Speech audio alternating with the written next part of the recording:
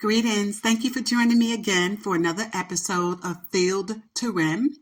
This is brought to you today by Seltzer in Sports. Today's topic is entitled Hip Hop and Sports. The Evolution of Allen Iverson, Wrong Ball, the Allen Iverson Way, in which we'll discuss the upcoming documentary that I will be producing, and we'll discuss some particularities as it pertains to that. But as it relates to hip hop, I wanted to use this as an opportunity to tie in the case of Sean Combs, also known as P. Diddy, Puff Daddy, Love, Brotherly Love. Many of you have made and come to your own conclusions with regard to his guilt and or innocence. I'm not here to implicate Sean Combs with regard to his culpability and the allegations stemming against him. However, I do want to present to you all some hardcore facts. You know, there's a difference between sauce, which is what the young kids, we all talk about, sauce, this, that, and the third, and then source, right? A source is fact. A source is evidence. A source is information that you can rely on. The sauce, if you will, is a style, a swag, a gossip, and it's a multitude of several other things, right? So this show is not about gossip. It's not about the sauce. It's about the source of information. And the information that is out there as it relates to Sean Combs is disturbing.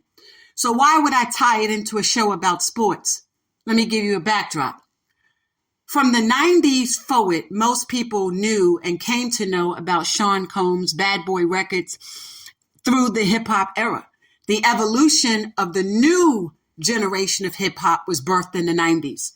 Prior to that, you had the 1970s version of hip hop with groups like the Sugar Hill Gang, with Grandmaster Flash, and then by the 80s, you had the Kool Moe Dees, and the whole hip hop era from the 1980s. And that tied in sports, if you will, with a generation that included Michael Jordan, Dominique Wilkins, Charles Barkley. But then it also tied in the NFL and baseball for what most of us came to know through groups like NWA, MC Hammer, and their connection with the likes of a Deion Sanders, Prime Time. So when a lot of people say that Allen Iverson created hip hop within the scope of sports, respectfully, that's not quite true. Because even from the days of Dr. J, his former mentor and teammate, if you will, from the 76ers, to a host of others from that generation, bebop from the days of Gerwin and them when they played, and Bill Russell and Wilt Chamberlain. But by the time the 70s came with Sugar Hill Gang and Curtis Blow and the like, you had people like Dr. J and them that was enjoying that type of music.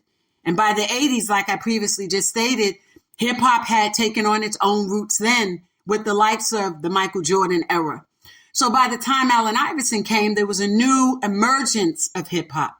It was a different type of music. And that music was as a result of producers, if you will, like P. Diddy, like Puff Daddy, as his name was at the time, doing what was new. It was a different form of sampling and taking classics from the 1970s and the 80s and then rapping over that type of music. And so through artists like him and artists like Mace and Method Man and Lux and A Tribe Called Quest and a host of other artists, including but not limited to, after the death of Biggie Small, there was an emergence, if you will, of what we now know to be Jay-Z. So for those of us that are natives to New York, we basically know how hip hop actually grew and was birthed. And we can't have this discussion without obviously talking about Run DMC. But that also with the LL Cool J was, that formulated that 80s hip hop music. But the 90s offered something totally different. And for that, the sports world was embraced differently. And that was in part due to the likes of music that came through the lens of Bad Boy Records and their artists. And artists that also came through Andre Harrell, who was the president at the time of the label that Sean Combs worked under with Arista Records. Many of you know Clive Davis. So that era, as I previously stated, did include other artists, West Coast artists, from the 80s, early 90s. Snoop Dogg, NWA had pretty much transformed, and a lot of the artists were doing their own thing like Tupac and the like. But what Diddy did was different. Diddy brought something totally different. He brought the Harlem swag, if you will. So if you lived in Harlem or you lived in the Bronx, you understood hip hop through a whole different lens, even than those who were out of Brooklyn. And that includes the likes of Jay-Z and those that came from Queens, like LL, like Run DMC, like what we now know to be 50 Cent, Curtis Jackson. Nobody was doing it like Diddy was doing it. And so most people wanted to dress like him. They wanted to have the swag like him. They wanted to be able to put music out like him. They wanted to throw the parties like him. He was one of the first at that time to do the white parties in the Hamptons that eventually took off in other states. He was one of the first to transform hip hop from northern record labels to setting up shop in the South. Now, I know y'all had JD, Jermaine Dupri, do his thing through Sony as his branch later, mid-90s into the early 2000s. But it was Diddy who started bringing the labels to the South and actually trying to find a way to invite and engage. Now, let's not confuse that with Cash Money, and let's not confuse that with, unlimited records, right? We're not with No Limits Records. We're not trying to confuse that Southern genre, if you will. I'm trying to connect the dots as it pertains to that formula of hip hop that worked before the Outkast, right? Before the New Orleans groups came out. It was New York hip hop that did it, said it, controlled it, ran it. Everyone else was trying to duplicate it. That's why we used to say we live, we not Memorex. Like you can't duplicate us. And what Sean Combs was doing couldn't be duplicated, as I previously stated. And so the gangster, quote unquote, look that he began to personify was what we saw on old school drug kingpins, the likes of the Nicky Barnes, the Frank Lucas, the Bumpies. And then you had the old drunk crew, which was the Italian mafiosos, right? Those five families, the Gottis, the Gambinos. So he took all of that and actually created brands out of it. So let us not forget what he was doing. He had a formula, and that formula was working. That formula cultivated from music to parties to branding, a Sean John brand. And yes, after that, there were others and some who tried it before, like FUBU, who came in and said, this is for you, for us, by us. This is for our community. But Sean did it different with the Sean John line. He did it different with coming into the industry and now saying, what are the things that we do? And some of the things that we did in the community, not me per se, but I'm speaking community-wise, was even thing down to drinking. He was one of the first to say, if we're going to be doing this, this is how we need to do it. We need to buy in. A lot of people forget that even under his marketing, his leadership, if you will, if I could use that word, y'all know Big Tigger out of Atlanta, Georgia on B103. Big Tigger was one of the first ever to have a liquor brand. He had that when he was in DC, but Big Tigger's from the Bronx, New York. All of them learned how to market, how to brand, and how to present, and how to take music to a different level. And I'm going to throw out a name that's going to just really destroy a lot of you in a moment. But do you know where a lot of them got the encouragement to do that from? He's out of Atlantic City. He had the Taj Mahal. Donald Trump. Donald Trump used to educate a lot of the Bronx artists on how they needed to benefit from the market that was available. Method Man once said he was no longer going to rap about these particular products like Gucci, Louis Vuitton, Prada, liquors, unless he in fact was going to get a percentage of the revenue, right? Because they had been taught that. We in New York learned what we call the Sean Combs and Sean Carter School. So we used to refer to that in my generation as the S&C School of Entrepreneurship. that once you learned how to do it the way they did it, rebranding, recreating, reimagining, you were always going to stay in the money, legally that is, right? And so that's what we did. Why is all of this important for hip hop and sports? Because while a lot of people in sports talk about, well, AI did this and AI did that, and I'm one of the first to give him his props for it, we got to go back to where AI got it from himself, the origins. And I know he recently said in an interview with regard to him getting named a street called the Allen Iverson Way, he said that he learned it from the people in Virginia. But most of the people in Virginia learned it from people from up top. His boy was Raw Langford. But Raw was from the Bronx, New York. You understand? And there's just a way that Bronx, New Yorkers, and how people out of Harlem, how we get down, how we rock, how we roll. And we just did it. And that transformed sports as we know it today. Diddy came in with music, bad boy music. Mace, Mary J. Blige, Jodeci, Faith Evans, Biggie, baby. And you can't forget Tupac. People keep connecting Tupac to the West Coast. People forget Tupac was right here on the East Coast. That's where Tupac was getting down. He ended up on the West Coast after he caught a charge, if you will. But he started out here on the East Coast with the rest of us. And him and Biggie were very close. And there was an opportunity in a time where they were going to be able to collaborate together and create music together. So these are some of the things that Sean Combs brought to hip hop. He was one of the first to say we need to put our money where our mouth is. He was one of the first to say we need to buy the buildings where we are. Now, Suge Knight was one of the first to say we're going to own our masters, right? He was one of the first to say we will own our masters. And then you had Birdman and Slim. They were the next. We're going to own our masters. But on a broader scale, with the hip hop summits and educating people with the likes of Russell Simmons, it was Sean Combs who pushed that narrative to understanding music through a business. This is one of the reasons why if you are a Jay-Z fan or you like Jay-Z music, you know, whether it be the Blueprint or any of the other ones, when he keeps saying we're going to get like the Cold Crush crew, paraphrasing, what he was saying was the artists that came before them, they were robbed financially.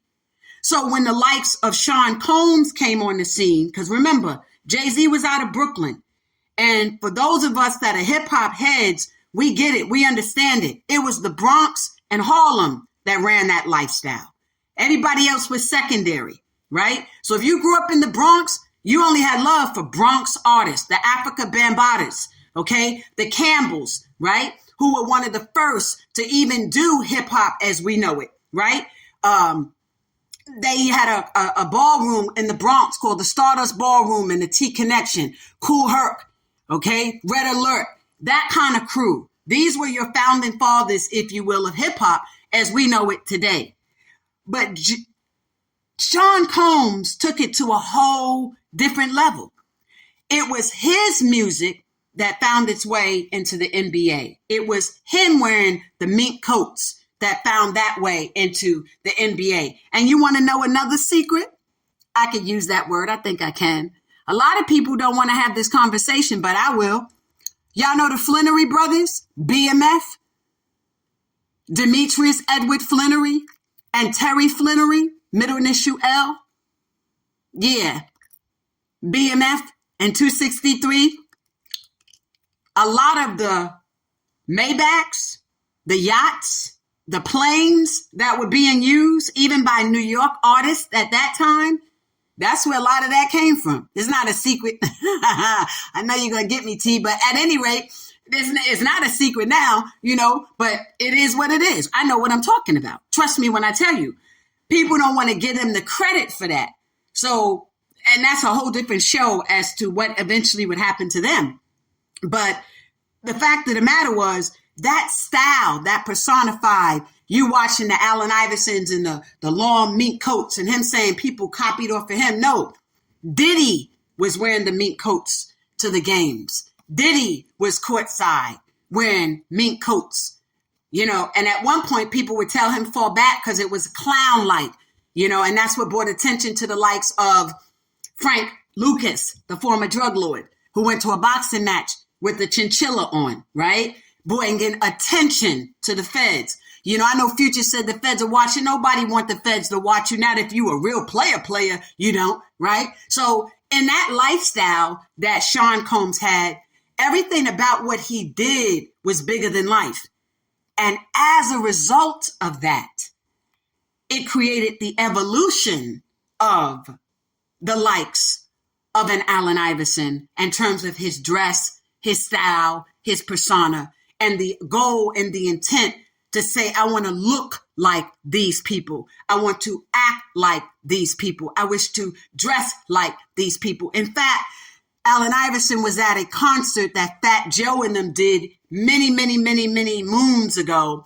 And he said to Fat Joe, AI at the time was not a baller, but he told them, I'm going to the NBA. He was at the concert. He was wearing army fatigue, his whole little crew, right?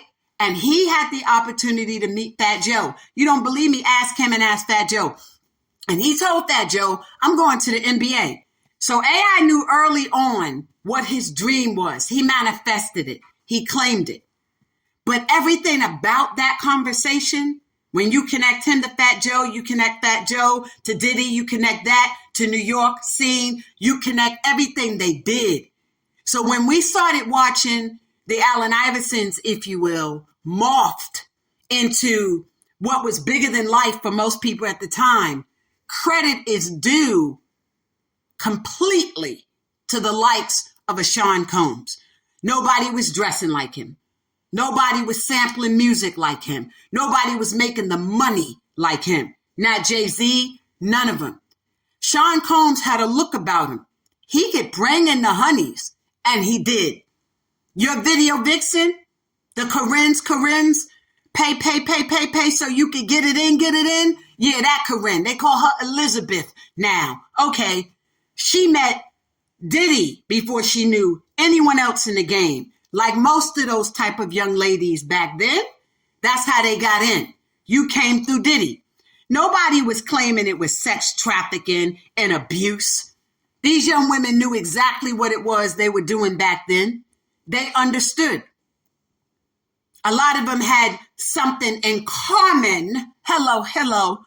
Yeah, like her. Yeah. Some of them had something in common with other athletes or entertainers, if you will. But no one ever reduced what they were experiencing in an effort to be a part of that bad boy world with sex trafficking and criminality.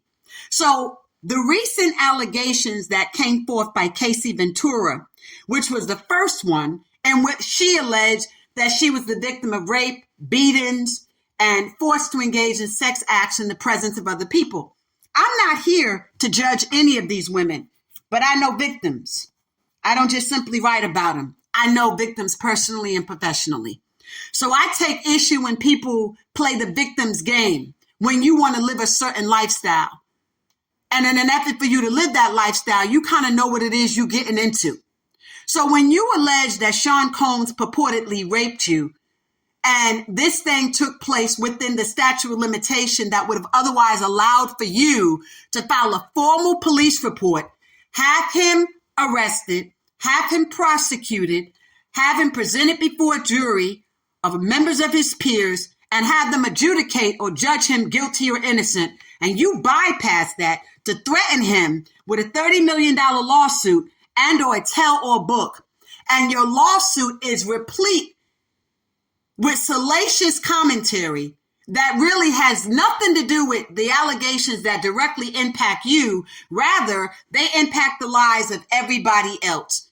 Other rappers, you name drop people like Suge Knight, you name drop other individuals, and you do this in a way that you don't otherwise present any other evidence other than the accusations themselves, with the hope that this information will be enough to broker a negotiation. So wherein I take an issue with Sean Combs, I said earlier, most of us in New York, the younger ones, we went through the school of the S and C's and C&S, Sean Carter and Sean Combs. And we called that was the school of education. rebranding, reimagining. Those were our gems, right? And those gems carried on to the gens, the next generation, Generation Y, Generation Z. You follow me, right? So we always wondered, they never, ever, ever had problems. They had the best legal teams in the world. So when Shine was caught up there with a shooting with Wolf, Diddy had a boy from the Bronx that used to rock with him. We called him Wolf. Anthony Jones was his name, and Gertie, right? And people know who they were. Okay. So that world, that life, those people, Diddy never had problems with court proceedings. He never had problems with people trying to pursue him on this wise. And just like Sean Carter, when their matters were litigated, they always prevailed successfully. Even when you think of the song, Not Guilty. Y'all remember with R. Kelly, Not Guilty. Okay. So where they throw that out there. And so we begin to ask ourselves, what has happened over the last few years that people are now comfortable pursuing the Teflon, right? In a way that is now allowing his name, image, and likeness to be tainted. So I looked to what was transpiring in his life at the time that Casey Ventura came forward. A couple of things. He was with Carisha, and Carisha, like a lot of the young girls do, we're going to be out there. Everybody need to know where you getting your bag from. The Birkin bag and that bag. Yeah, that cash bag, right? That's why they say young Miami. Okay. So when people are out there constantly letting other individuals know what they're receiving financially and how life is different for them as Diddy's girlfriend versus how life may have been maybe with Casey Ventura, that might invoke a spirit of envy, jealousy, and strife when one looks to what transpired with his or her lifestyle, right? And so then you look to other elements of him expressing his love for Kim Porter publicly. At the time, he was working on this new Grammy Award-winning album that would have ultimately done very well, but for the accusations that ensued thereafter. And again, such type attention can draw people in and could establish envy, jealousy, and strife, because you don't wait this many years to now claim that someone raped you, beat you, mistreated you, and come up out of the blue.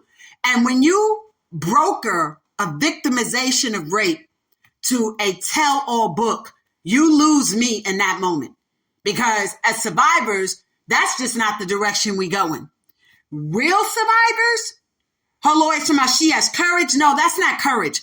Courage doesn't allow you to try to demand $30 million or a tell-all book. That's bribery. That's not courage. That's a B word, not a C word. Okay? That's bribery. That's blackmail. That's not courage. Courage says, I'm a victim. I want the police involved. I want an investigation. I want you to swab me. I want you to substantiate my accusations of rape. That's what that does. That never happened. Okay? But because Sean Combs made the decision to settle, I then questioned what happened with his legal team. Like, once you all received word that she was going to move forward with litigation, why would you allow that suit to be filed, to now be made public? So I question the acts of a lot of attorneys. Because you have a lot of attorneys nowadays, everybody clout chasing, everybody want their shine, everybody want to be out there with Riz, everybody want to have their opportunity for the media to be able to call their names and name drop. That's why I'm not dropping none of the names of these lawyers involved, not a second of them, because I know that's what some of them want to happen. That allows for them to grow in grace. I think about the days where the law firm that he had in New York, even the late Johnny Cochran. Johnny Cochran had MO was always avoid the media, settle these matters, broker deals. But where we know there's an innocence here, we're going to fight for you to the end. So wherein I look at Casey Ventura's case, because that became the litmus test for everybody else to think that they could do the same thing. So after Casey's case is settled, then Liza Gardner files hers. And then Liz decides she's going to file a lawsuit. Then Joi Dickerson files, Joi Dickerson-Neal. So those are the next two cases that fall. Unique to both of their cases that they claim that some 20 years ago that they had videos taken of them while they were allegedly in these sexual relationships with Sean Combs, that allegedly they were intoxicated, and they were intoxicated by him and or others who at some point, either directly or indirectly, laced their beverages with drugs. And that through this process, they somehow was under the influence. And while under the influence, they otherwise engaged in sex acts. And but for the intoxication and or the drug inducement, they would not have engaged in sex acts that were thereafter recorded and then disseminated to other people. And so my question to them, these were not young minor girls, okay? These were young women at the time. Nobody went to police. Nobody filed formal reports. No one made any public accusations with regard to these circumstances. And so now everybody says, well, people were scared because Diddy is a Teflon. He's like gangster. So then why are you coming forward now? Because Casey Ventura got a bag? So everybody else now think that he or she's going to get a bag. So let me help you. New York passed several forms of legislation that allows for former victims, no matter when the abuse came forward. This is why the sports world need to be on notice. For them to be able to come forth and file litigation. First, New York passed the CVA, Child Victims Act. Under the Child Victims Act that was passed in 2019, a victim who was up to the age of 18, who was subject to sexual abuse, was able to pursue the person or persons or entities, school districts, corporations, summer camps, and the like, for sexual abuse that transpired when they were children.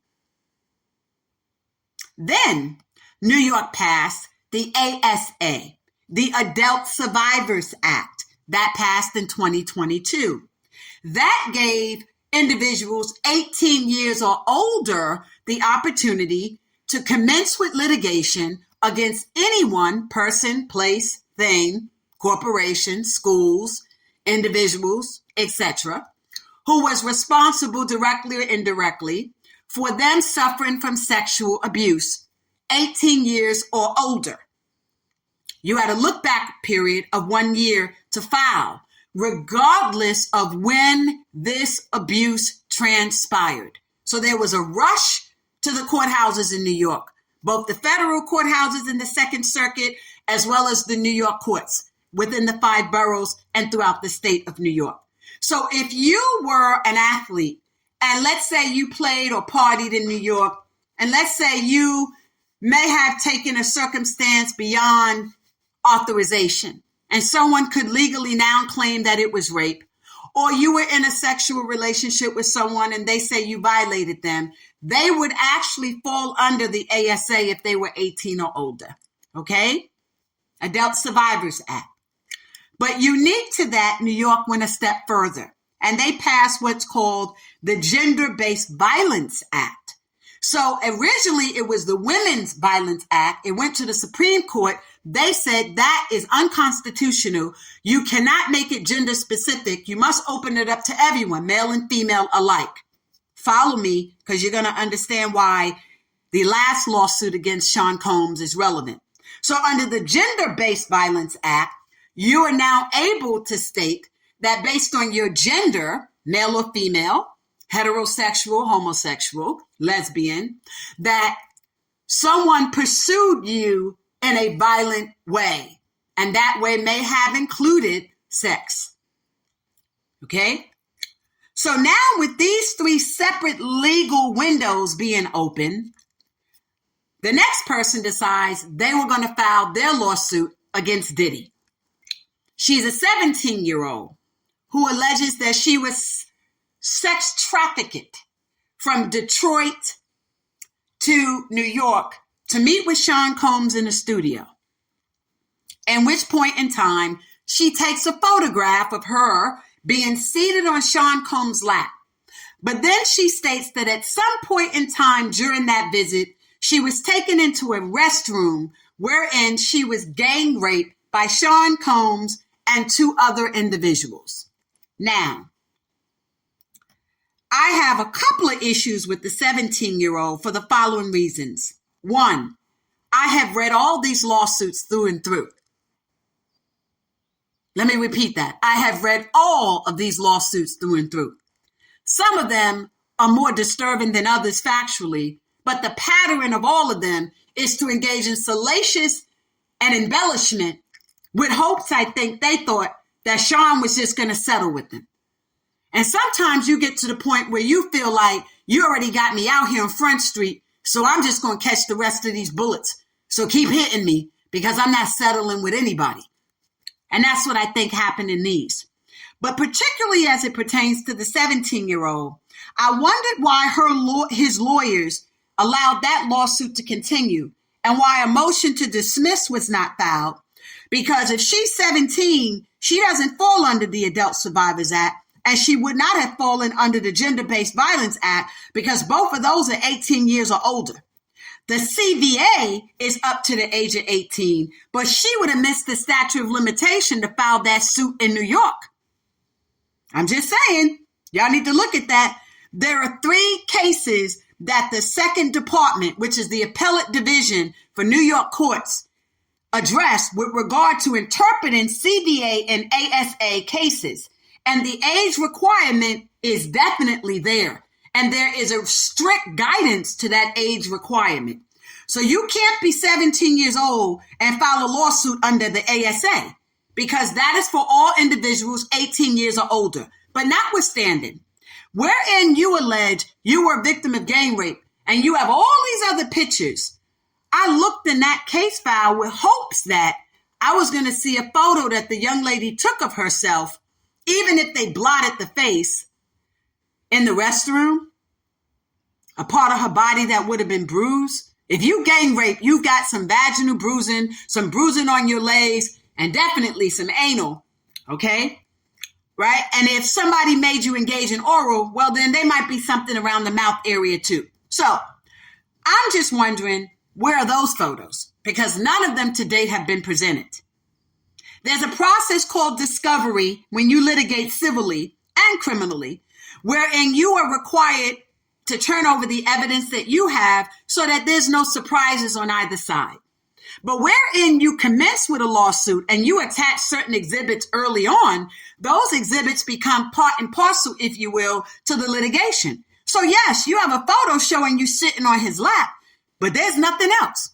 So where are the photos if you had access to that same camera to show that you're seated on his lap in the studio? Okay, that tells me you were there for a shoot, right? That you there. But where are the photos that show what happened before, during, and or after? You're saying you took photos only once? And you held that one photo for 20 years? But you didn't take any other photos to say this is what my face looked like, my mouth looked like, my anus looked like, between my legs, like you don't have anything else? Okay, where are the medical records? Because if you gang raped, and if you heard what I heard about Diddy and Sean Carter, I mean, if you gang rape, you require some type of medical attention. I'm just saying, we having a real conversation here. You required some type of medical attention. Where are the medical records? Where is a sworn affidavit from some hospital and or healthcare provider stating that you, in fact, attained medical treatment? I am not victim blaming or victim bashing. I'm doing what journalists do. I'm pulling off the layers. That's what we do.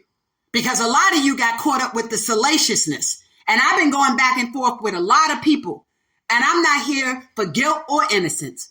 But I'm not going to allow someone to take Sean Combs' reputation and tarnish it when I weigh his good versus what the accusations are. Well, what happened with Casey? What you saying about that? I'm saying Casey signed up for it. And Casey kept going back to it. Like a lot of you do. Because you want that lifestyle. Yes, let me repeat myself. Casey signed up for it. Casey went back to it. Yes, she did. Casey had enough people in her ear telling her, stay away, leave it alone, and she went back. So you would say, oh, I went back because I loved him? Yeah, so then you could turn around and threaten him with a $30 million lawsuit or a tell-all book? No, that's not love at all. Not at all. Some of us been in that. We walk away, we own it, and that's that. There's no tell-all books. There's no revenge. There's no retaliation, if you will. We acknowledge our culpability in it. Am I suggesting that a woman that's a victim of domestic violence is deserving of it? No. Don't misquote me. But I'm saying once you get away, you stay away. And when you sign up for it and you go back to it, there's a price to pay.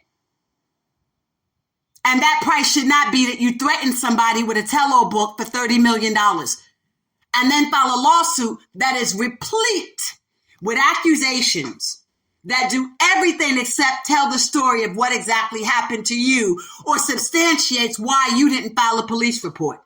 Oh, yeah, I forgot you were scared. You was scared to go to the police, but you're not scared to file a lawsuit? I would be more inclined to go with the police than a civil lawsuit. The civil lawsuit don't give me no protections. Not at all. Not at all. But the police at best could. If I were raped, of course. You know, I would want to have my medical records and the like. And if I was raped, I don't necessarily know if I would have been pregnant within 30 to 90 days later by somebody else, because I would have been so traumatized by the rape that I probably would never have been thinking about being with anybody else. Trust me, I know. Like I said, this is personal and professional. Let me move right along. So that's that victim, the 17-year-old, who claims that she was sex trafficked to New York. No, you was not sex trafficked into New York. You, like most of these young women, y'all want to be a part of the music industry. Video vixens, entertainers, singers, backup dancers, workers, and some of y'all get worked in the process. I don't know if that's your story, 17-year-old, but I'll tell you what my background investigation showed in a minute. And you came from Detroit. Yeah, we know the 313. You definitely wasn't sex trafficked by our New Yorkers. They didn't sex traffic you into no 212. Not at all. You came from 313. We were not responsible for your being sex trafficked. And I am sick and tired of people taking the sex trafficking legislation and trafficking in person and misusing it and abusing it. We got real victims out there. And the real victims are not girls that were prostituted. They're not girls that were sex workers. They're not girls that were 403s that signed up for it. Those are not your victims of sex trafficking. And we're not going to allow y'all to start taking the definition of what the legal intent of sex trafficking was about and using it for your own advantage. No coercion, no duress, no kidnapping, no abuse. No, we're not going to let you do that. The next alleged victim is Mr. Rodney Jones, the producer. He's the one that is asserting that he was sexually assaulted, but yet the lawsuit does not personally name Sean Combs. But yet you claim Sean Combs was touching your buttocks. Now, interestingly, Rodney Jones was hired as a producer, a work for hire, by Mr. Combs' company so that he could assist in the production of the Love track that was a dedication to Kim Porter, the love of his life, right? At some point in time, there became a breakdown in communication with regard to financing and payments due to him. Again, why has Sean allowed this to happen? I don't know. Again, what are your lawyers doing that have allowed all these people to come forward? Are they clout chasing so that you can go public, so that they can become the next Johnny Cochran? Because none of these matters should have been brought or presented to the public. If you owed Mr. Jones, he should have been paid. But what Mr. Jones began to do is Mr. Jones took to social media and he started bashing Sean Combs with regard to his failure allegedly to make payment. I say alleged because Sean and them paid him. But he's claiming he was not fully paid for the services that were rendered. He was living in the mansion.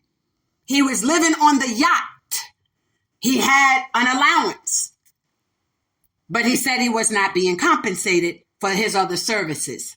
At some point in this litigation, which is filed in the United States District Court, the Second Circuit, which is in New York, that case number is 12024 CV 01457. Again, 12024, that's the year, CV, meaning civil action, 01457. He filed his lawsuit in February. He does not personally name Sean Combs as a defendant, but he names Love Records, Ethiopian, Chile Studios, Justin, and several other persons that were employees of Combs Enterprise, Sean Combs Incorporated, etc. But if your assertion was that Sean Combs himself engaged in these acts toward you, why didn't you name him? Okay. Interestingly enough, he filed the first complaint. It was filed erroneously. He ended up filing an amended complaint. That too was erroneous. He then filed a notice of voluntary dismissal, not one, not two, not three, but four of them, in which he eventually, after he made these accusations that Mr. Combs was involved with minors and sex trafficking and giving drugs of ecstasy, cocaine, GHB, and other mushrooms included, I could say that, the mushrooms and beverages to minor girls, that once he made those accusations, he started dismissing the lawsuit voluntarily against the record label. He even included Universal, ABC. He included John and Jane Doe 1 through 10, Jane and John Doe 1 through 20. Then he went on to name ABC Corporation, Universal Studios, and corporations 1 through 10, meaning he don't have their names, but he knows it's about 10 of them. This is what we would call a shotgun pleading. A shotgun pleading is when you just like a Heinz 57, like a Ragu, Pregu, it's all in there. You just come up with any and every single thing you could possibly think of. And when you do that, it is with hopes that at least something will bullseye. That's generally what we call a shotgun pleading. And the fact that he had to file this many notices of voluntary dismissals against this many named defendants and amended the complaint not once but twice.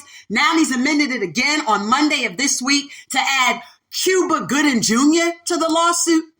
That tells me already that this is suspect. Sometimes it's a money grab. Well, I'm hoping I'll file it.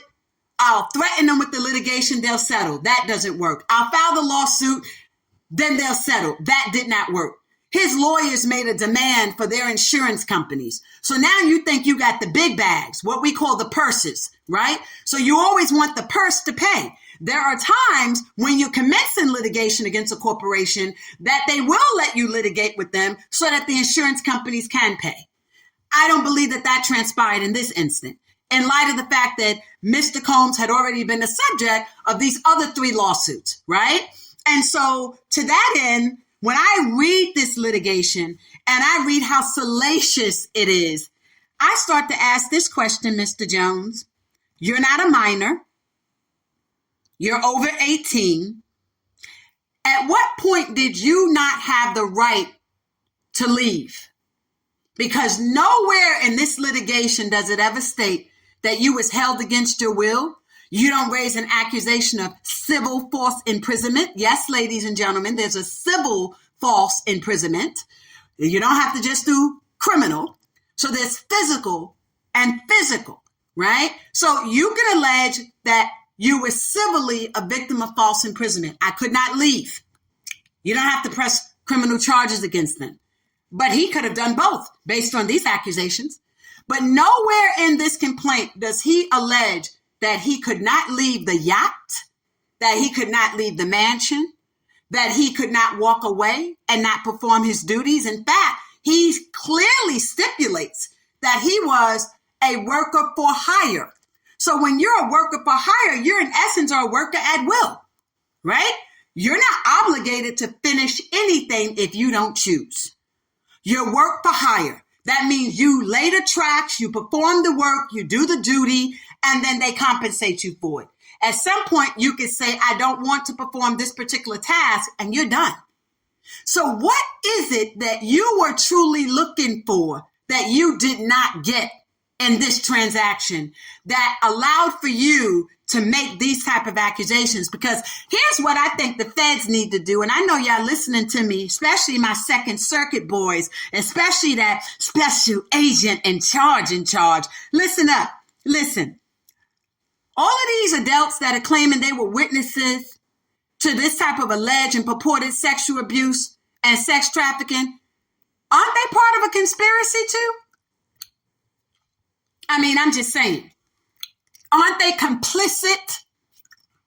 So you're telling me that but for you're not getting money, you were never going to report that you believe that Mr. Sean Combs was allegedly engaging in sex trafficking? The only reason why you're willing to come forward now is because you didn't get your cut? Sound like these people are complicit to me. He doesn't state anywhere in this document that he feared for his life. And if he did, I don't see it in here. But if you did, why didn't you go to get assistance from law enforcement? Because everybody followed in Casey Ventura's steps. Everybody thought it's time to get the bag. You got lawyers that are literally out here now asking people, what do you know? So, okay, feds, I know that you all are communicating with 3 people. Let me tell you about one of them. One of them made similar accusations against Curtis Jackson, 50 Cent. Don't listen to her. The other one is what they call on the street a trick, like corn candy type trick. Okay? I'm trying to help y'all because we got real Vicks out here. We got missing and exploited Black children in America to the tune of 150,000. Okay? There are 341,000 missing children in the United States under the age of 18. Over 150 of them are African American children. A lot of them are right here in New York, the Bronx, and Harlem. Okay? Atlanta, Virginia. And they have a lot of girls missing in the state of Virginia. Okay? That's right outside of the White House's backyard. So if we're going to be expending any time, money, and resources, then my thought would be not on this. And if a neighbor, a media plant, alleges that he or she saw a busload of quote unquote minors going into Sean Combs' home, well, let's have a conversation about that. Sean Combs has minor children. And he gives a lot of parties for his daughters and his sons. So what is the definition of a minor? And here's the other thing that's interesting. The proximity of that homeowner to Sean's home, to the front gate, that person wouldn't be able to see who's on or off that bus. And most of the buses are coaches and you can't see because there's smoke screens. So if in fact this person is trying to assert that they could corroborate allegations that he was bringing children through his home, where are these children? They're not out missing and exploited, let me tell you. They're not. Okay. And on what days were these children presented? And for that community, they all had video cameras.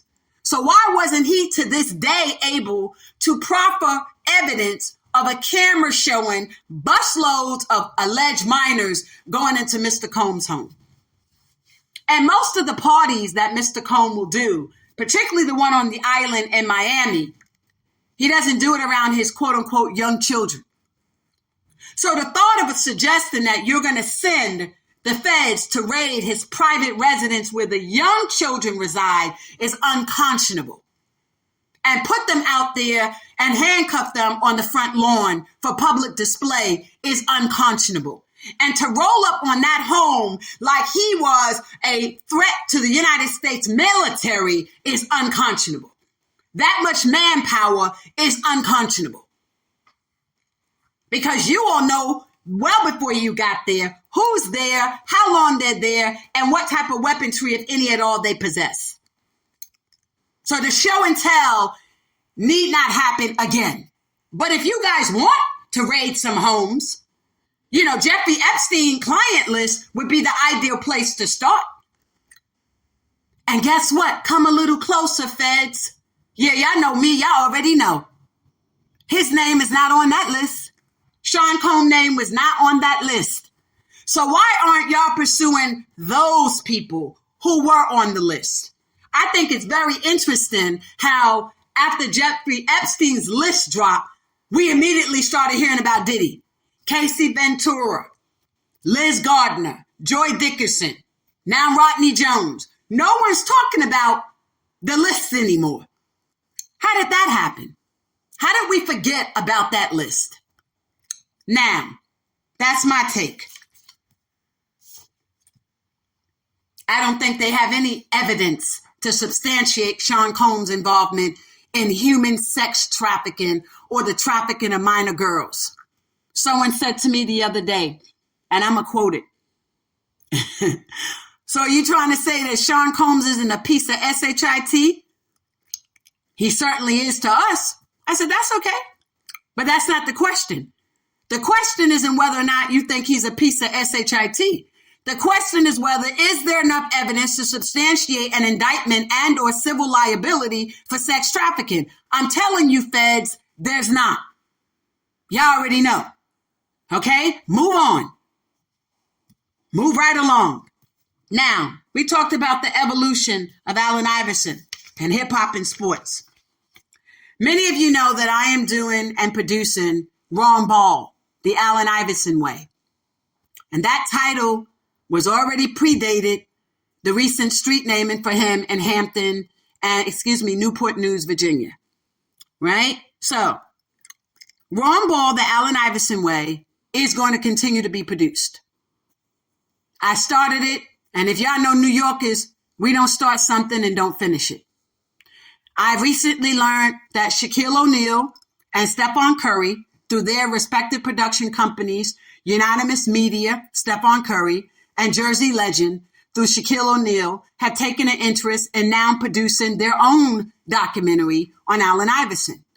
I've extended an opportunity to these gentlemen to corroborate and collaborate and partner, if you will, on this project, along with Authentic Brands through Jamie Salter, who owns, in part, the Authentic Studio, which is a branch and a division of Jersey Legend.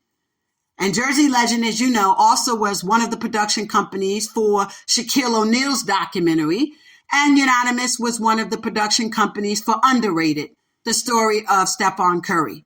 And I say to these gentlemen, with all due respect, my whole flow for Wrong Ball, the Allen Iverson Way, is all on a different level than the direction that y'all took both of yours. Okay? And I don't want to be rude or disrespectful, but most people don't remember the Shaquille O'Neal documentary. And to respond to that, the simple way is just talk to people like Devin Booker. Shaquille O'Neal doesn't have the same crossover effect with this generation. So a lot of what he did, people don't reference and don't remember.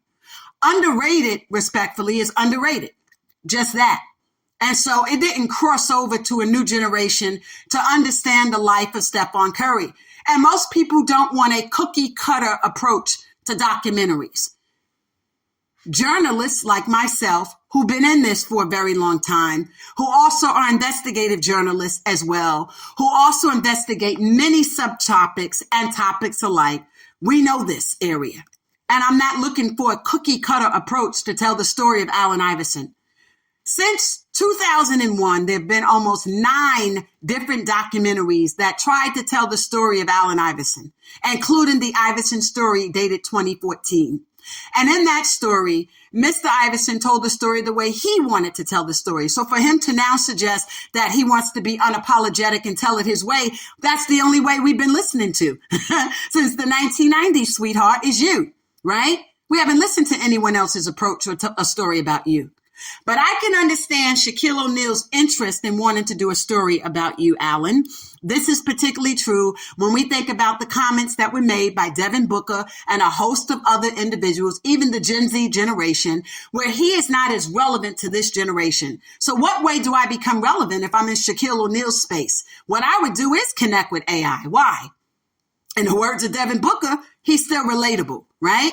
And respectable and admired. Okay, so if I want people to respect me and relate to me, and I'm Shaquille O'Neal, I'm going to bring Allen Iverson in. Why? Because AI's greatest performance as a player in professional sports is the 2001 run for the finals.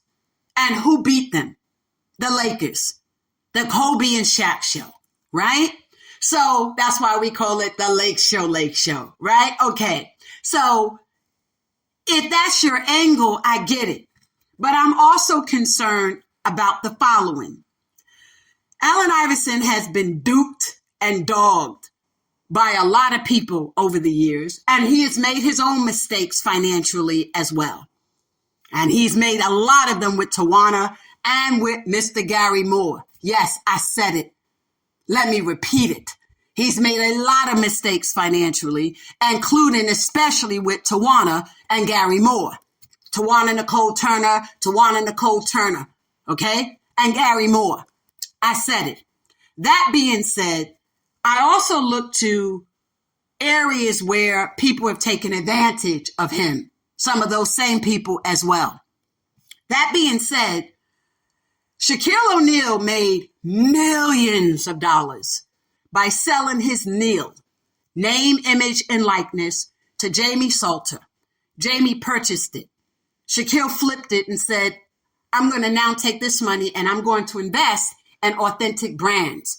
Authentic Brands is known for buying companies and entities, programs and service providers that have failed and trying to rebrand them to include, but not limited to, Reebok, and even the recent partnership and purchase of the failing Sports Illustrated.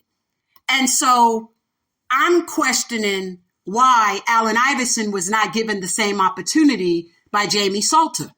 His brand is worth more than Shaquille O'Neal any day. So if you're looking for a name, image, and likeness, Allen Iverson's would have been the approach I would have taken. So when you are trying to do a documentary with life rights, I'm concerned whether Allen Iverson's life rights are being protected and whether or not his name, image, and likeness has been protected and whether he needs to secure legal counsel and an effort to ensure that the persons who do his documentary through Authentic does not secure his nail without profiting. Okay? He ought to be able to profit just the same way Shaquille O'Neal did. With Shaquille being the president of Reebok and Allen Iverson being the vice president, and Shaquille wanted everyone to know that he is his superior. Just listen to the big podcast, right? He wants everyone to know everywhere they go that he is Allen Iverson's superior. Okay? We even saw that on sneaker shopping. Okay, you got a jacket that says president, here say vice president. Y'all both look like two old men in a Progressive commercial doing what your parents would do. Okay, I love y'all, but that's exactly what you look like. That being said, that would be my concern for Allen Iverson. Who is your legal team? Because I know how you screwed up with David Falk, but I'm going to save that for the wrong ball. But who is your legal team who's ensuring that your name, image, and likeness is protected, that your connection with Reebok, notwithstanding the trust, notwithstanding your brand with them, that you still know that your Neal has value and that you're not simply going to be a cast and a production for them. Now, having said that, I don't need your life rights for what we do. We're journalists and facts are not copyright. Okay? But if I were you, I would continue on the path that you and I have been on directly and indirectly, because you got notification for a period of almost, 6-7 months now? Okay. To you, to Authentic, to legal, to even Ann, your mother. Okay. And AI3 management. So You have every legal right to let them produce it. I'm going to continue doing what we're doing. But if I'm in your shoes, I would want me on your team for this, because I'm going to tell the story with or without you, Allen. Let me be clear. Now, I've reached out to Henry Q. Gaskin and Hannah, but not through the lens you thinking. And I've reached out to Sherry Ivy, Ra's girl, because we New Yorkers, Raw, right? But not through the lens you thinking. And I've reached out, and people have reached out to me. And I'm going to tell you, if I'm in your shoes, this would be the direction I would want to go. And I'm going to say this over the air to Mr. Q. You have every right not to cooperate and or respond. But all I'm going to say in the documentary is the following information has been presented to Henry Q. Gaskin, and he has elected not to respond and or comment. Therefore, the veracity and the truthfulness and the integrity of my documentary is predicated on just that, all truth. But I'm giving everybody an opportunity to tell his and her story. Everybody.